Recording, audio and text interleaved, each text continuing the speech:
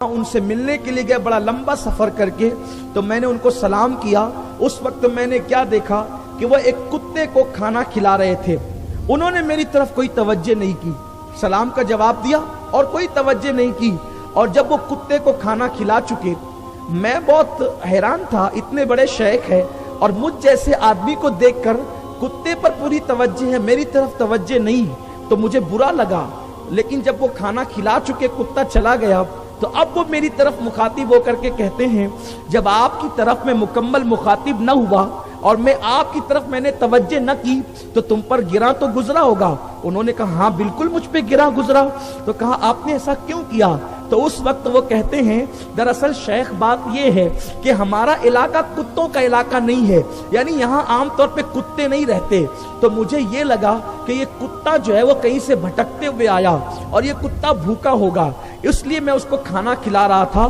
کیونکہ حضرت ابو ہریرہ والی ایک حدیث مجھے معلوم ہے کہ اللہ کے رسول نے حضرت ابو ہریرہ سے فرمایا، اے ابو ہریرہ، اگر اللہ کی کوئی مخلوق تیرے پاس کوئی امید لے کر کے آئے، تیرے پاس کوئی آس لے کر کے آئے، تو تجھ پہ لازم ہے کہ تو اس کی آس اور امید کو پورا کر۔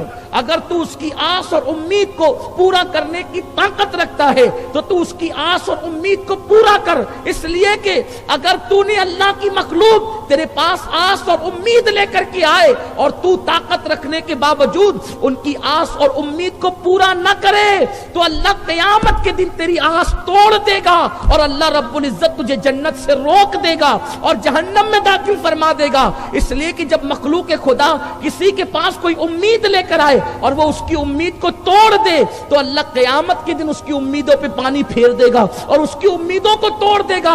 اے احمد ابن حنبل، یہ کتا میرے پاس یہ امید لے کر کے آیا تھا کہ یہ میں اس کو کھانا کھلاؤں، تو میں چاہتا تھا کہ اس کی امید کو پورا کر دوں۔ مجھے ڈر تھا اگر میں اس کتے کی امید کو پورا نہ کر سکا تو قیامت کے دن اللہ میری امیدوں پہ پانی نہ پھیر دے، اس لیے میں نے تمہاری طرف توجہ بعد میں کی۔ پہلے کتا آیا تھا، میں نے پہلے اس کی امید کی تکمیل کی۔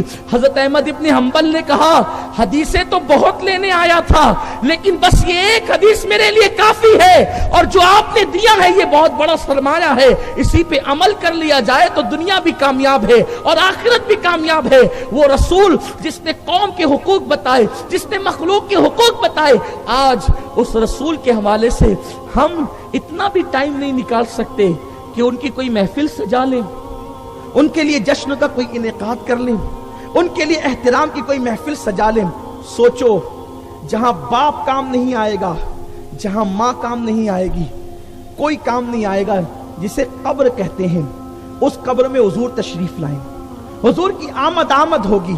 وہ رسول مرض وصال کا وقت ہے، آقا کریم صلی اللہ علیہ وسلم تکلیف ہو رہی ہے بظاہر۔ سرکار علیہ السلام نے پوچھا کہ جتنی تکلیف مجھے ہو رہی ہے اتنی میری امت کو بھی ہوگی۔ مرنے والے کو اپنی جان کی پڑتی ہے، عام طور پہ مرنے والوں کو اپنی جان کی پڑتی ہے، لیکن حضور علیہ السلام دنیا سے بظاہر تشریف لے جا رہے ہیں اور امت کی فکر ہے۔ آقا کریم پوچھتے ہیں کہ جو تکلیف مجھے ہو رہی کہ میری امت کو بھی ہوگی؟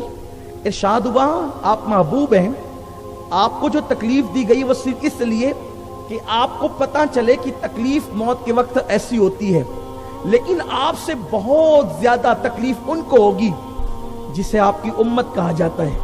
آقا کریم نے اللہ سے عرض کی کہ میری امت کو جو تکلیف موت کے وقت ہونے والی ہے، میری امت کی وہ تکلیف مجھ پہ ڈال دی جائے اور میری امت کی تکلیف کم کر دی جائے۔ پھر وہ امت کی تکلیف حضور پہ ڈال دی گئی وہ تکلیف۔ اما عائشہ کہتی ہے حضور علیہ السلام پہ اتنا بخار کی شدت ہوئی کہ ٹھنڈے پانی کے کٹورے حضور کے پاس رکھے گئے تھے، حضور اس میں ہاتھ ڈالتے اور چہرے پہ ٹھنڈا پانی ملتے، ہم چادر کو پانی میں بھگا کر حضور کے جسم پہ ڈالتے اور وہ چادر تھوڑی دیر میں خشک ہو جاتی، اس قدر حضور علیہ السلام پر بخار کی کیفیت تھی۔ آپ سے پوچھنا چاہتا ہوں، جس نے تمہاری موت کی تکلیف اپنے وجود پر لی، جو قیامت کے دن اتنا طویل سجدہ کریں گے امت کی مغفرت کے لیے، جن کا حال یہ ہے کہ طویل سردی کی راتوں میں پوری رات امت کے لیے مغفرت کی دعا کریں، خدا کی بارگاہ میں پہنچ کر بھی اپنی امت کو فراموش نہ کریں۔ صاحب معارج نے اس حدیث کو لکھا ہے کہ اللہ کے حبیب جب قاب قوسین کی حدوں میں پہنچے تو اللہ نے 70,000 مرتبہ پوچھا، محبوب مانگو کیا مانگتے ہو، مانگو کیا مانگتے ہو، مانگو کیا مانگتے ہو۔ سیدہ فاطمہ نے پوچھا تھا، ابا جب اللہ نے 70,000 مرتبہ آپ سے پوچھا کہ مانگو کیا مانگتے ہو تو آپ نے کیا کیا مانگا؟ سرکار نے فرمایا، بیٹی وہ جب جب کہتا مانگو کیا مانگتے ہو، میں ایک ہی بات کہتا، اللہ میری امت کو بخش دے، میری امت کی مغفرت فرما۔ ویڈیو اگر اچھا لگا ہو تو لائک کر کے ضرور شیئر کر دینا۔ اللہ حافظ، السلام علیکم ورحمۃ اللہ۔